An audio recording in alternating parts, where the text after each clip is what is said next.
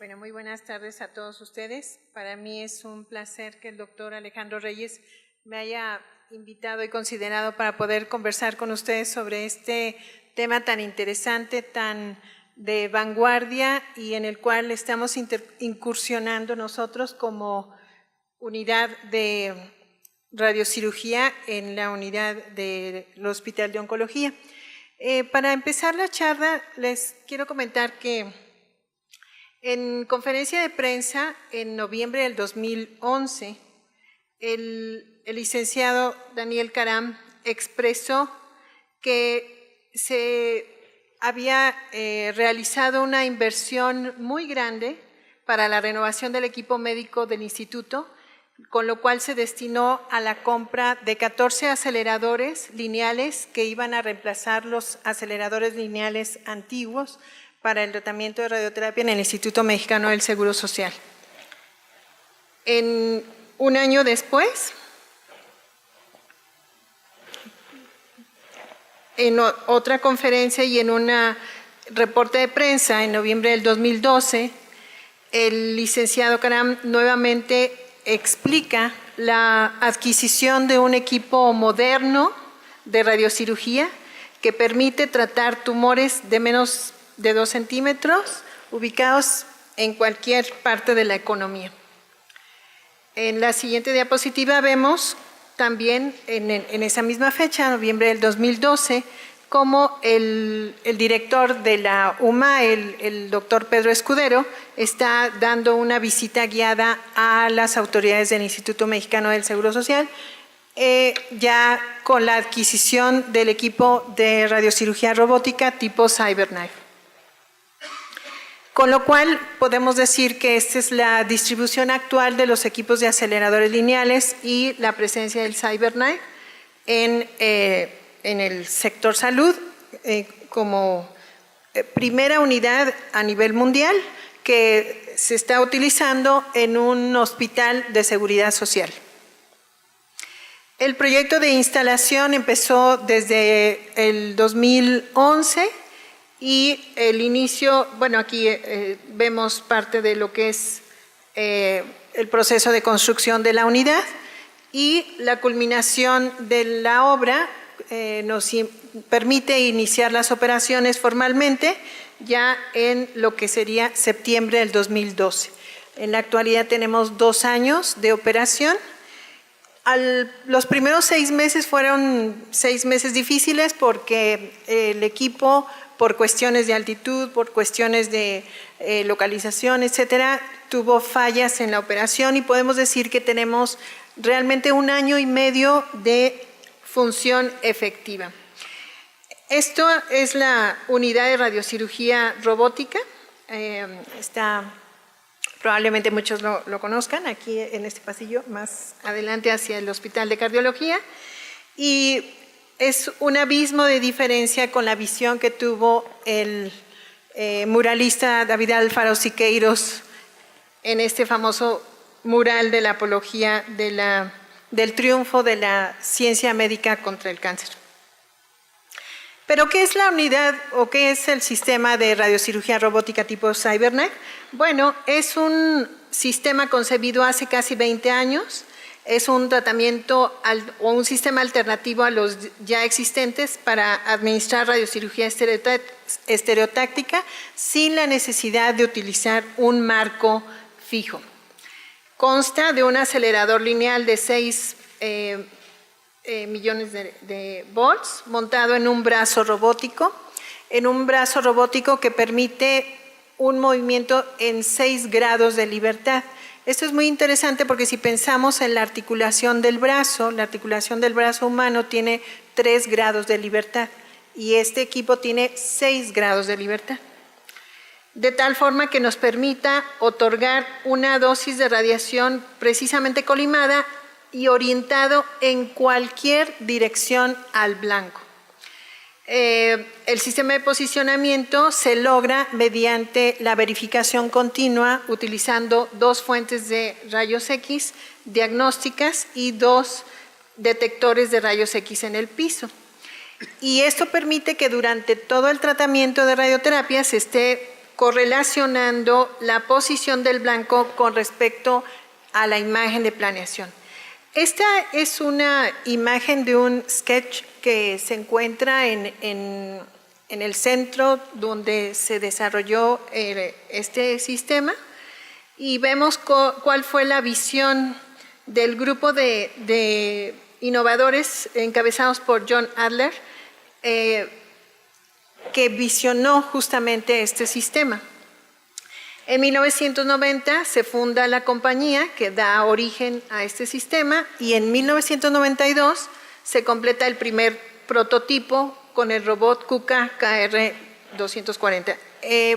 Este tipo de robots son los que se utilizan para lo que es el ensamblaje de automóviles. El desarrollo de esta tecnología inició desde el 2001. En Europa se aprueba el uso del CyberKnife. Para 2004 se cuenta con los primeros 5,000 pacientes tratados en todo el mundo, 1,000 en Estados Unidos para el 2005. En el 2006 se adicionan ciertos sistemas de rastreo que permiten una mayor precisión y permiten el poder utilizar este sistema de radiocirugía robótica en otras partes de la economía, no solamente blancos del sistema nervioso central. Y en el 2007 ya se cuenta con el equipo número 100 instalado a nivel mundial. Esto es una tabla que no los voy a aburrir mucho, pero es nada más para mencionar lo que es el desarrollo académico de todos los componentes que nos permiten hacer toda esta gran maravilla de tratamientos de radioterapia con una precisión submilimétrica. Este es el equipo con el cual nosotros contamos en la unidad de radiocirugía robótica. Como comenté, es un acelerador lineal de 6 MEPS montado en este brazo robótico de 6 grados de libertad, la presencia de los 2 detectores de rayos X, las 2 cámaras que emiten el haz de radiación a 45 grados, una mesa robótica también con 6 grados de movimiento, y bueno, es la versión última. Este año salió la versión número 6, esta es la 5.5. La diferencia es que el acelerador cuenta con un cabezal que es un sistema de multihojas. De ahí en fuera, pues estamos prácticamente con la última versión. ¿Qué tipo de aplicaciones oncológicas podemos nosotros utilizar para este tipo de cirugía robótica? Bueno, a nivel del sistema nervioso central, lesiones intracraneales benignas como meningiomas, malformaciones, schwannomas, neuralgias, patología funcional. También lesiones tumorales malignas como gliomas, metástasis, lesiones a nivel de columna y a nivel extracraneal, que es prácticamente una de las bondades más importantes de este sistema, tumores a nivel de próstata, pulmón, lesiones hepáticas. Esto es altamente interesante, ya que la radioterapia en tumores hepáticos prácticamente no tiene ningún papel. Tumores de páncreas y lesiones que no son susceptibles de un tratamiento con radioterapia convencional. Estamos hablando de casos de reirradiación o patología en donde se intercede órganos críticos. En cuanto a la radiocirugía intracraneal, vamos a empezar a desarrollar un poquito el tema. La indicación puede ser patología benigna o maligna. El proceso implica obviamente la definición de la dosis, el tipo de radiocirugía que se va a utilizar, sea en fracción única o en varias sesiones, y el control de la dosis a órganos críticos. El proceso de planeación implica la adquisición de imágenes que nos permiten definir con todo detalle el sitio que vamos a irradiar. Hacemos simulación y fusión de imágenes con angiografía, con PET-CT, con resonancia magnética, y de ahí el tratamiento. Estas son algunas imágenes para mostrar el proceso. Aquí tenemos, por ejemplo, una angiografía. Aquí tenemos el flujograma de proceso, por ejemplo, en el caso de metástasis cerebrales, los primeros estudios que demostraron la bondad de esta patología. de esta tecnología, y una imagen de planeación donde podemos ver con precisión el blanco, que es un adenoma hipoficiario, la cercanía con el quiasma óptico y la posibilidad de controlar la dosis a esas estructuras críticas, así como al tallo cerebral. El proceso para el paciente es relativamente amigable, lo único que requiere tener es una máscara de Aquaplast sencilla, en la cual se fija la posición de la cabeza para que el paciente no interfiera con el rastreo de la máquina, y el tratamiento en promedio dura, como este caso, 36 minutos. Esta es una imagen de un tratamiento de radiocirugía de una neuralgia del trigémino. Aquí vemos una resonancia magnética con una secuencia tipo fiesta, en la cual se identifica exactamente la zona que está condicionando en el paciente la neuralgia del trigémino, la distribución de lo que es el histograma de dosis-volumen, con todos el control de dosis a estructuras críticas. Si ustedes pueden ver, por ejemplo, los ojos prácticamente no reciben dosis, el quiasma, etcétera, y cómo se distribuye los haces de radiación para el tratamiento. Esto es una imagen de reconstrucción en donde vemos justamente toda la entrada de los haces. Esto es lo que permite justamente hacer una dosis con una precisión submilimétrica, controlando la dosis a las estructuras adyacentes. En cuanto a patología extracraneal, el proceso es semejante. Tenemos también la indicación, obviamente, que puede ser tratamientos radicales, como lo mencioné, hígado, pulmón, por ejemplo, lesiones hepatocarcinomas, pulmón, lesiones primarias o metastásicas, páncreas, pacientes inoperables, y también control de la enfermedad oligometastásica. El proceso es el mismo, se define la dosis, el fraccionamiento, cuál es el método de rastreo que nos va a permitir seguir el blanco de tratamiento, qué estudios de imagen vamos a utilizar para hacer la precisa delimitación del blanco, y el proceso de planeación que implica la simulación, la fusión de imágenes y el tratamiento.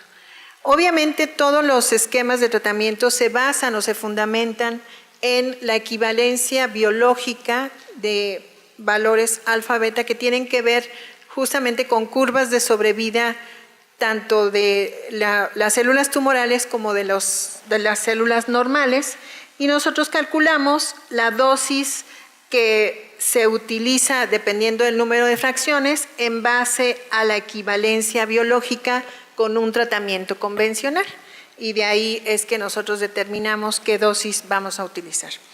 Para la radiocirugía extracraneal existen por lo menos 5 sistemas de rastreo que nos permitan, como ya lo comenté previamente, llevar una precisión submilimétrica y seguir el movimiento del blanco en tumores que se mueven con la respiración o con el movimiento intestinal.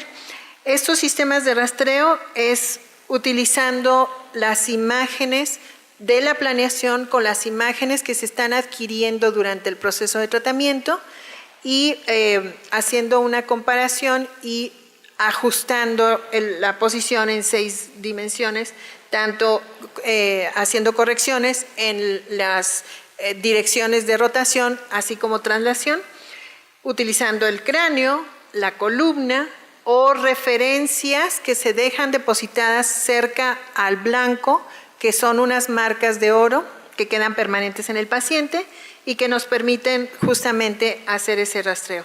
También otro de los sistemas es el rastreo del blanco durante la respiración, y esto permite que el robot aprenda a respirar como el paciente está respirando y se anticipa a la posición que va a tener el tumor en la siguiente fase de la respiración. Y bueno, aquí esta es una imagen en la que vemos justamente el proceso de planeación. Tenemos una imagen de resonancia magnética, una imagen de tomografía, hacemos la fusión de las imágenes. Si ustedes se fijan, pareciera que hay una disparidad, pero esto es porque este es un caso de próstata. La próstata es un órgano que se mueve todo el tiempo con el paso del aire a nivel intestinal, con el llenado de la vejiga, inclusive con la respiración y la posición del paciente. Y nosotros, para controlar ese movimiento, hacemos la fusión utilizando los fiduciales, que son, no se alcanza a ver muy bien, pero son estas marquitas que están depositadas dentro de la próstata, que son marcas de oro y que quedan permanentes en el paciente. Esta es una imagen de un tratamiento de radiocirugía robótica a nivel de una lesión pulmonar, en donde vemos la presencia del fiducial, que es la marca que nos permite identificar la zona del blanco, la múltiple distribución de los haces, el histograma de dosis-volumen con todos los parámetros, y este caso, por ejemplo, es un tratamiento de 80 minutos. En cuanto a los métodos de rastreo que ya mencioné, este es un ejemplo de un método de rastreo utilizando fiduciales. Estas pequeñas bolitas verdes que están rodeando el fiducial nos permite evaluar la posición en los diferentes ejes y hacer las correcciones necesarias para que en la siguiente entrega de dosis el robot se mueva a donde está la próstata y en cada uno de los momentos durante el tratamiento. En este caso es una imagen en donde estamos viendo la presencia del blanco, que es un rastreo que se denomina Exailon, en el cual el robot identifica la posición del blanco con la densidad que existe entre el tejido pulmonar normal, que es aire, y el tejido sólido, que es el tumor. Este es otro de los métodos en los cuales se utiliza una rejilla de marcaje de la columna o de estructuras óseas, y entonces se hace la correlación entre la imagen de planeación, la imagen que se está adquiriendo a lo largo de todo el tratamiento, se combinan y se sacan las variaciones en el posicionamiento del blanco. Pero bueno, vamos a entrar de lleno a la estadística de nosotros en el servicio. En el momento actual, si se fijaron cuando presenté las diapositivas acerca del proceso de desarrollo, para un equipo en Estados Unidos les tomó 5 años juntar 1,000 pacientes. Nosotros al 30 de agosto del 2014, con 18 meses de tratamiento continuo, tenemos 402 pacientes tratados con 1,186 fracciones. Recientemente, en junio de este año, tuvimos en el Hospital de Oncología el primer congreso de radiocirugía robótica en el IMSS, y tuvimos la presencia de al menos 5 expertos de otras unidades de Estados Unidos, y ellos se sorprendieron justamente de la casuística que ya llevamos al momento. Tenemos tratados 245 pacientes con patología intracraneal, 183 con patología extracraneal. De ellos, la mayoría de los pacientes reciben, en el caso de patología intracraneal, reciben tratamiento en una sola fracción. Esto quiere decir que un paciente con un adenoma hipofisiario, por poner un ejemplo, que requiere en las máquinas nuevas o en las máquinas de radioterapia convencional 25 a 28 sesiones, puede ser tratado en una fracción en un tratamiento que dura 35 minutos. Para el caso de patología extracraneal, como un cáncer de próstata, un paciente que requiere en un fraccionamiento convencional 41 sesiones, nosotros podemos otorgar la dosis biológicamente equivalente y con una precisión submilimétrica en un tratamiento de 5 sesiones. Esta es la frecuencia de tratamientos por mes. Como ustedes ven, pues obviamente, como en todos los procesos a nivel de la medicina, siempre hay una curva de aprendizaje, de experiencia, de desarrollo, pero en este caso nosotros hemos tenido una curva tendiente al aumento por mes en el número de pacientes tratados, igual en el número de sesiones tratadas. Esto es para patología intracraneal y también para patología extracraneal.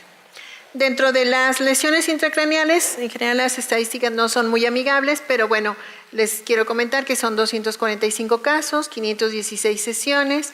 La mayoría de los casos es patología benigna, adenomas, meningiomas, malformaciones, schwannomas, lesiones metastásicas como neuralgias, así como otros como hemangioblastomas, neuralgias del trigémino. Para lesiones extracraneales, la principal casuística que tenemos en la actualidad es tumores de próstata. Estamos por completar el paciente número 100 de próstata.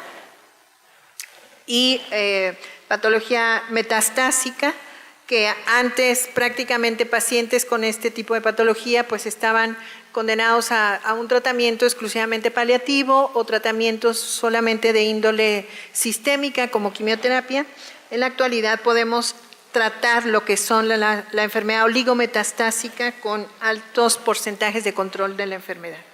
Voy a presentarles 4 casos que ejemplifican las bondades de este sistema. Tenemos aquí el primer caso, una mujer de 40 años con un cáncer cervicouterino, etapa 1B, tratada en el 2011 con manejo multidisciplinario estándar, quimioterapia, reporte adenocarcinoma, tratamiento radical de radioterapia, 45 Grays, 25 fracciones, más braquiterapia a 85 Grays al punto A.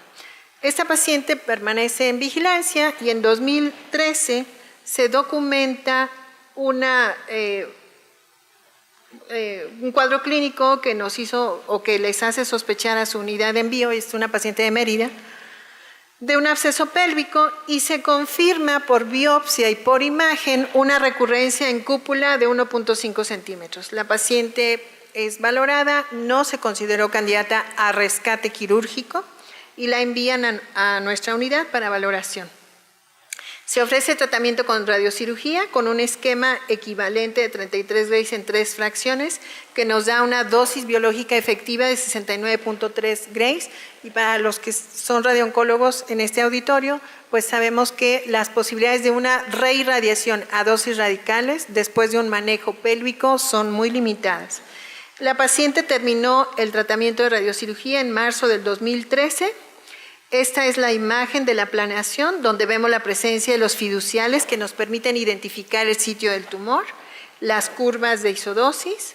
Aquí vemos cómo podemos respetar, aplanar completamente la dosis de radioterapia, evitando el recto y la vejiga, el histograma de dosis-volumen, los parámetros de la planeación y el otorgamiento de todos los haces de radiación que van a incidir sobre ese tumor.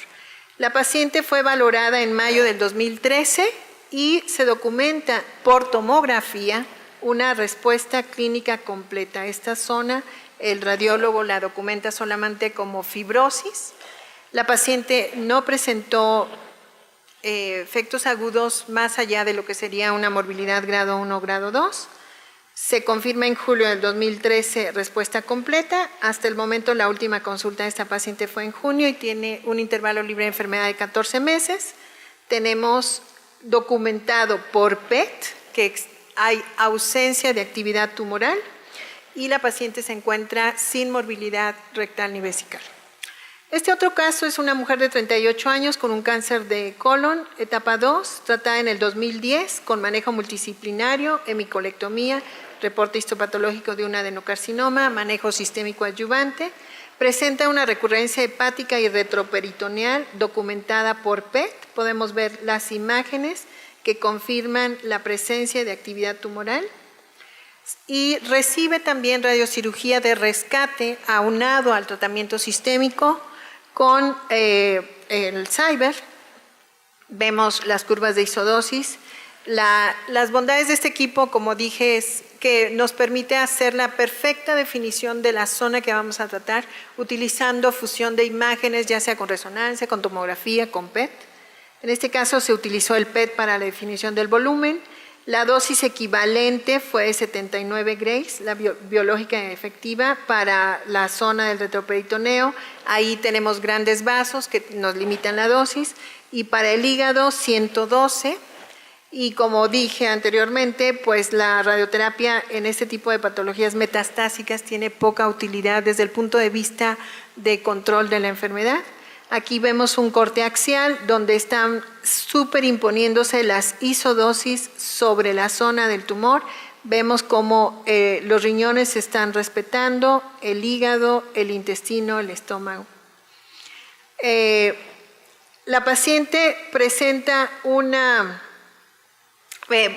buena respuesta, terminó su tratamiento en mayo del 2013. Bueno, estas son las imágenes de la planeación, el histograma de dosis-volumen, y se confirma también respuesta completa tanto al retroperitoneo como al hígado, utilizando para ello no solamente la imagen de tomografía, sino un PET, no solamente con FDG, sino con FMISO, que evalúa justamente necrosis y nos permite confirmar que la paciente tiene control de la enfermedad.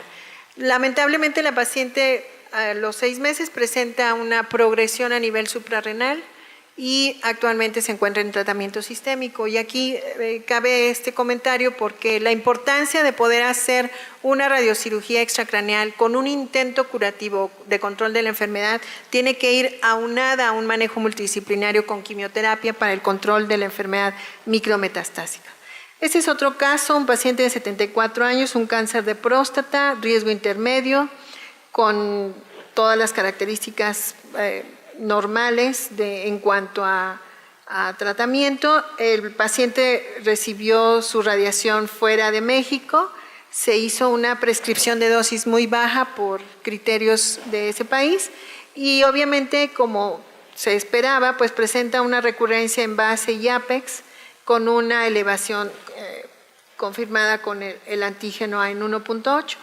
Se ofrece una radiocirugía de rescate a un paciente ya radiado de la próstata y el paciente acepta, tomando en cuenta los riesgos y beneficios.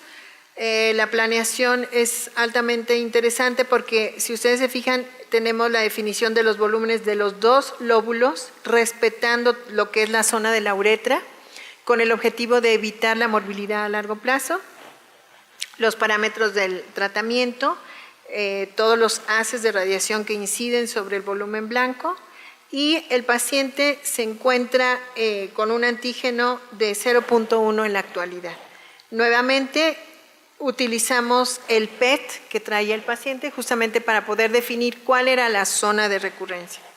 El último caso que les voy a presentar con respecto a radiocirugía robótica es este caso de 73 años, un CA de próstata recurrente, tratado desde el 2003 con prostatectomía, antígeno indetectable, permanece en vigilancia, se confirma recurrencia a nivel del lecho prostático aunado a una elevación de antígeno, recibe radioterapia de rescate a nivel particular, manejo sistémico con extramustina. En febrero del 2013 se confirma por colonoscopía una recurrencia a nivel del recto que también histológicamente se confirma como adenocarcinoma, y el paciente queda solamente con manejo sistémico con elevación continua del antígeno y principalmente clínicamente con rectorragia, de tal forma que el paciente es enviado para valoración por nuestro servicio. El paciente es aceptado, se procede al proceso de tratamiento, colocación de fiduciales, simulación, resonancia, fusión de imágenes, tratamiento a la zona recurrente con una dosis biológicamente útil, porque eso es lo importante cuando hacemos reirradiación. Si nosotros vamos a reirradiar un paciente, tiene que ser a una dosis que biológicamente sea útil para el control de la enfermedad. El paciente terminó en junio del 2013, se suspende la extramustina y nuevamente control del antígeno y sin presencia de síntomas locales. Esta es su planeación, donde estamos viendo que prácticamente el volumen tumoral pues estaba dentro del recto. Y bueno, esta es la parte que tiene que ver con la maravilla que tenemos en el Hospital de Oncología con respecto al cyber. Es un pequeño video de 50 segundos en donde podemos ver el tratamiento de radioterapia en el Instituto Mexicano del Seguro Social. En un año después,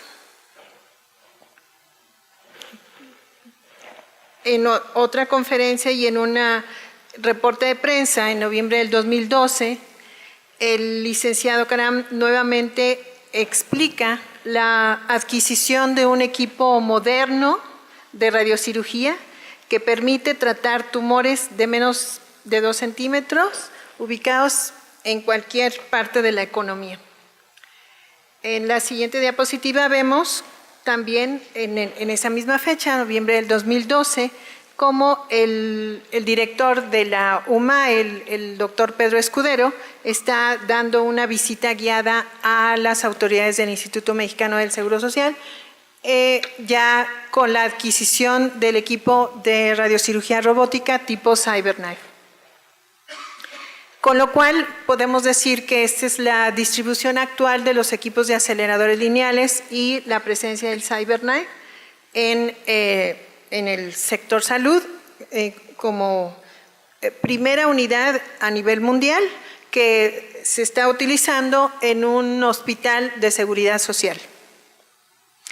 El proyecto de instalación empezó desde el 2011 y el inicio, bueno, aquí vemos parte de lo que es el proceso de construcción de la unidad y la culminación de la obra nos permite iniciar las operaciones formalmente ya en lo que sería septiembre del 2012.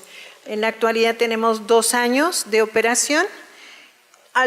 Los primeros 6 meses fueron 6 meses difíciles porque el equipo, por cuestiones de altitud, por cuestiones de localización, etcétera, tuvo fallas en la operación y podemos decir que tenemos realmente 1 año y medio de función efectiva. Esto es la unidad de radiocirugía robótica. Probablemente muchos lo conozcan, aquí en este pasillo, más adelante hacia el Hospital de Cardiología. Y es un abismo de diferencia con la visión que tuvo el muralista David Alfaro Siqueiros en este famoso mural de la apología del triunfo de la ciencia médica contra el cáncer. ¿Pero qué es la unidad o qué es el sistema de radiocirugía robótica tipo CyberKnife? Bueno, es un sistema concebido hace casi 20 años, es un tratamiento o un sistema alternativo a los ya existentes para administrar radiocirugía estereotáctica sin la necesidad de utilizar un marco fijo. Consta de un acelerador lineal de 6 millones de volts montado en un brazo robótico que permite un movimiento en 6 grados de libertad. Esto es muy interesante porque si pensamos en la articulación del brazo humano tiene 3 grados de libertad y este equipo tiene 6 grados de libertad. De tal forma que nos permita otorgar una dosis de radiación precisamente colimada y orientado en cualquier dirección al blanco. El sistema de posicionamiento se logra mediante la verificación continua utilizando 2 fuentes de rayos X diagnósticas y 2 detectores de rayos X en el piso. Y esto permite que durante todo el tratamiento de radioterapia se esté... Bueno, muy buenas tardes a todos ustedes. Para mí es un placer que el doctor Alejandro Reyes me haya invitado y considerado para poder conversar con ustedes sobre este tema tan interesante, tan de vanguardia y en el cual estamos incursionando nosotros como unidad de radiocirugía en la unidad del Hospital de Oncología. Para empezar la charla, les quiero comentar que en conferencia de prensa en noviembre del 2011, el licenciado Daniel Karam expresó que se había realizado una inversión muy grande para la renovación del equipo médico del instituto, con lo cual se destinó a la compra de 14 aceleradores lineales que iban a reemplazar los aceleradores lineales antiguos,